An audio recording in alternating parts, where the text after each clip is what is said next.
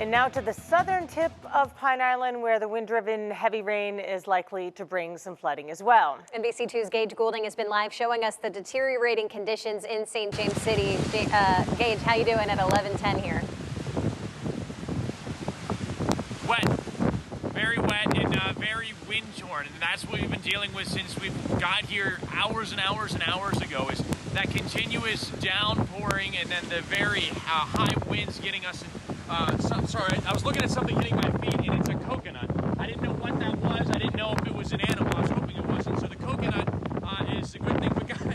You know, these are, so you got to watch out for these because they can fall from trees, these heavy winds, and you know, kind of leads me into my right next segment. Is this sign right here actually got ripped right from its base here. You know, unlike the coconut, you know, the sign can be very dangerous. The coconut can be dangerous, especially if you're driving here. We've been talking about driving at night in high waters.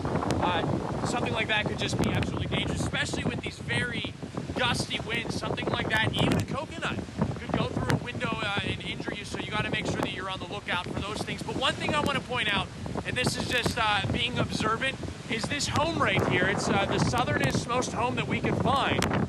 The lights have been on the entire time, so that is a testament to kind of what we're dealing with when it comes to power outages and the wind and the storm. Is that the entire time we've been here, this home has had electricity. And nobody's home. I knocked on the door and I don't hear a generator running. So before we hear that, but that's what we're dealing with. The one last thing we want to check in right now is what we're dealing with down here.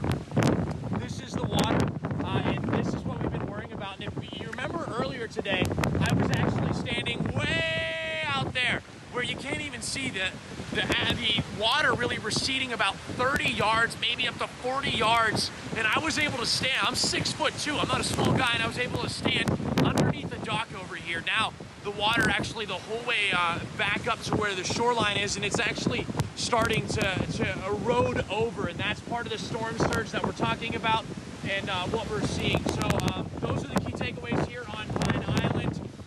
Big thing, watch out for the wind, watch out for those falling coconuts, watch out for those signs. We'll toss back to you guys. Watch out for falling coconuts. Yes. That's good advice right there. Nice right there. We're heading down to Fort Myers Beach, which